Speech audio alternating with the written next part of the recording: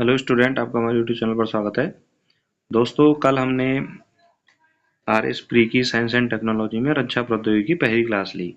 उसमें मैंने आपको टॉपिक पढ़ाया, जिसमें हमने परमाणु हथियारों के बारे में, टैंकों के बारे में पढ़ा, युद्ध जो विमान होते हैं वायुसेना के, उनके बारे में पढ़ा। और एक क्वेश्चन पूछा था मैंने कि राफेल लड़ाकू विमान को किस देश से खरीदा गया है। तो जो हमारी थ्योरी वाली क्लास है उसमें मैंने आंसर बताया हुआ था। तो इसको हमने किससे खरीदा है? फ्रांस से हमने राफेल जो लड़ाकू विमान है उससे हमने खरीदा है राफेल लड़ाकू विमान को। तो दसॉल्ट जो कंपनी है उसका निर्माण करती है और फ्रांस जो देश है उसमें यह स्थित है। तो फ्रांस से हमने राफेल लड़ाकू विमानों को खरीदा है और 36 लड़ाकू विमानों को हमने खरीदा था, क्योंकि हमारे पास जो चीन से युद्ध का खतरा जो लगातार बढ़ता जा रहा था, तो इसलिए हमने राफेल लड़ाकू विमानों को खरीदा। जो भी स्टूडेंट साइंस एंड टेक्नोलॉजी की तैयारी कर रहे हैं, इस चैनल को जरूर सब्सक्राइब करें और हमें ये बताएं कि आपको ये क्लासेस कैसी लग रही हैं। तो इस क्वेश्चन का आंसर क्या था? फ्रांस से हमने इसको खरीदा है और रोजाना आपको ये 9 बजे क्लासेस प्राप्त होती हैं। तो आप लगातार 9 बजे इन क्लासेस का अध्ययन कर सकते हो।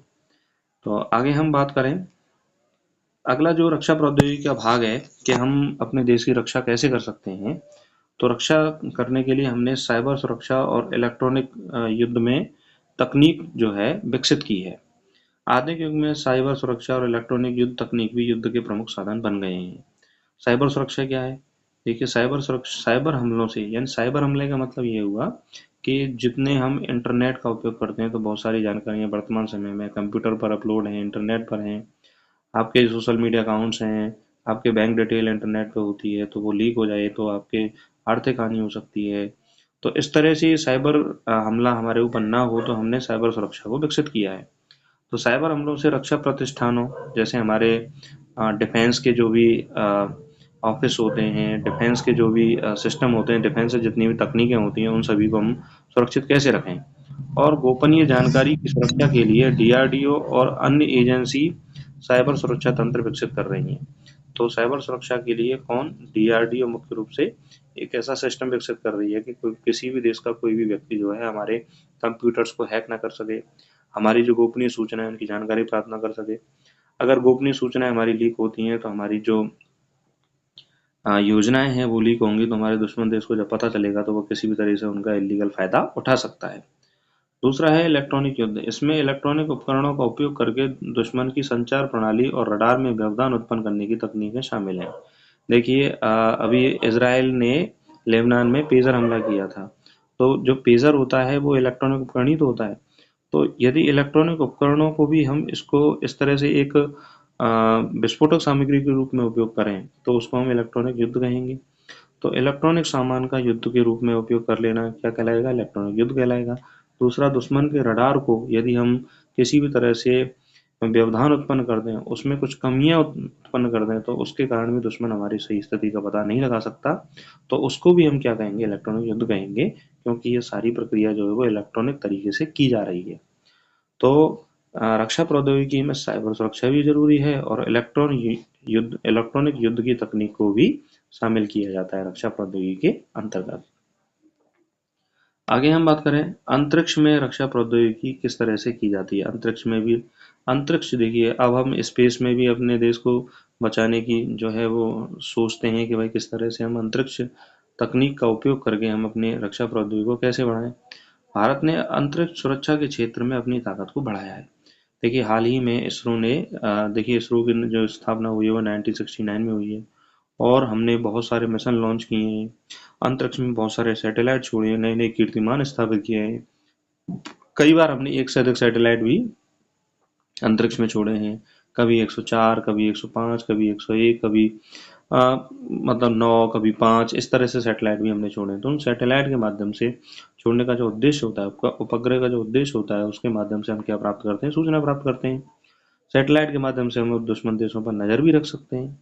तो यदि नजर रखेंगे तो उनकी गतिविधियों का भी पता लगा सकते हैं कि भाई वो हमारे खिलाफ कोई साजिश तो नहीं रच रहे।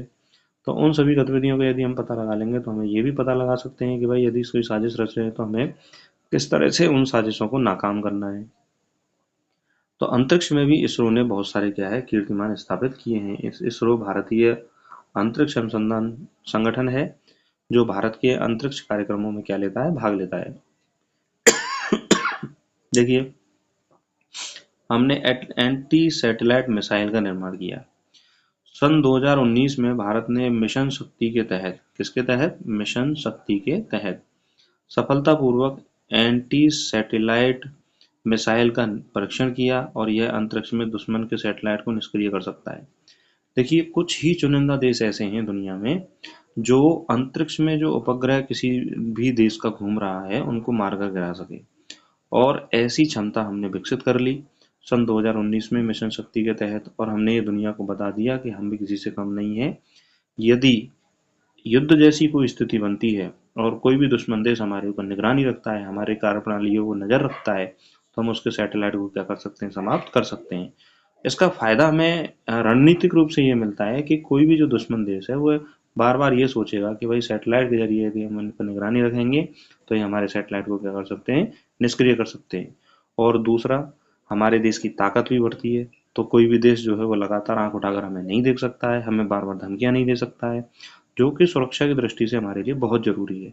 तो कहीं ना कहीं हमारी जो एजेंसियां हैं, डीआरडीओ है, इसरो है, वह लगातार इस कोशिश में लगी हुई हैं कि किस तरह से भारत को एक रक्षा के क्षेत्र में मजबूत दीवार बनाया जाए। और यदि हम मजबूत से रक्षात्मक उपकरणों को अपनाएंगे तो हम अपनी न सिर्फ रक्षा कर सकते हैं बल्कि हमारी वैश्विक जो रणनीति है उसको भी क्या कर सकते हैं, हम बदल सकते हैं और वैश्विक रूप से हम उनमें सफलता प्राप्त कर सकते हैं।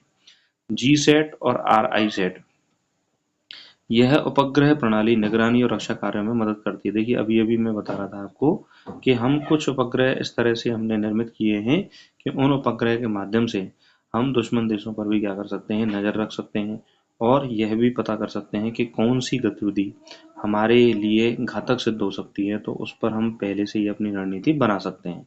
तो अंतरिक्ष क्षेत्र में भी रक्षा प्रौद्योगिकी का उपयोग किया जाता है। अंतरिक्ष के माध्यम से भी हम अपने देश की रक्षा करने की योजनाएं बना सकते हैं, और अंतरिक्ष जो टेक्नोलॉजी, स्पेस टेक्नोलॉजी है, वह हमें देश में आगे बढ़ने में क्या करती है, मदद करती है। नेक्स्ट क्वेश्चन के बारे में बात करें, कृत्रिम बुद्धिमत्ता, आर्टिफिशियल इंटेलिजेंस और रोबोटिक्स। आर्टिफिशियल इंटेलिजेंस और रोबोटिक्स, देखिए एआई हमारी रक्षा में किस तरह से उपयोगी हो सकता है और रोबोट हमारी रक्षा में कैसे उपयोगी हो सकते हैं। रक्षा प्रौद्योगिकी में आर्टिफिशियल इंटेलिजेंस का उपयोग भविष्य की युद्ध तकनीकों को और अधिक उन्नत बनाने के लिए किया जाता है। आर्टिफिशियल इंटेलिजेंस का मतलब ये हुआ कि एक ऐसी मशीन तैयार करना जो स्वयं सोचने समझने की क्षमता रखती है और तुरंत प्रतिक्रिया करती हो, उसे हम आर्टिफिशियल इंटेलिजेंस कहते हैं। जैसे आर्टिफिशियल इंटेलिजेंस पर आधारित हम ड्रोन विकसित कर सकते हैं जो दुश्मन की पहचान करके उनको नष्ट करेंगे, तो मानवीय हानि भी नहीं होगी और हम दुश्मन पर क्या कर सकते हैं, निगरानी करके उनको मार भी सकते हैं। स्वचालित हथियार प्रणाली को विकसित कर सकते हैं, युद्धक रोबोट, युद्ध में भाग लेने वाले रोबोट भी बना सकते हैं। भाई सैनिक की जगह यदि हम रोबोट्स के माध्यम से यदि युद्ध लड़ेंगे तो सैनिकों की हानि नहीं होगी और हम दुश्मनों को आसानी से मार सकते हैं, और रोबोट जो है वो ज्यादा सुरक्षित हो सकते हैं। इनके विकास से मानव हस्तक्षेप की आवश्यकता कम हो रही है। एआई आधारित हथियार, आर्टिफिशियल इंटेलिजेंस का उपयोग करके स्वचालित और अर्ध स्वचालित हथियार प्रणालियों का विकास किया जा रहा है। यानी इस तरीके के हथियार बनाए जा रहे हैं जो स्वयं सोचने समझने की क्षमता रखते होंगे और तुरंत प्रतिक्रिया देने में क्या होंगे, योग्य होंगे। यदि कोई दुश्मन देश की गतिविधियां या दुश्मन की कोई गतिविधियां एक्टिव होती हैं तो वो उसको समाप्त करने में क्या होंगे, सहायक सिद्ध होंगे। तो इस तरह की तकनीक का क्या किया जा रहा है, विकास किया जा रहा है। ड्रोन, देखिए वर्तमान में अगर हम आधुनिक युग में देखें तो बहुत सारे देश ऐसे हैं जिन्होंने ऐसे ड्रोन विकसित किए हैं जो दूसरे देशों पर हमला कर सकते हैं।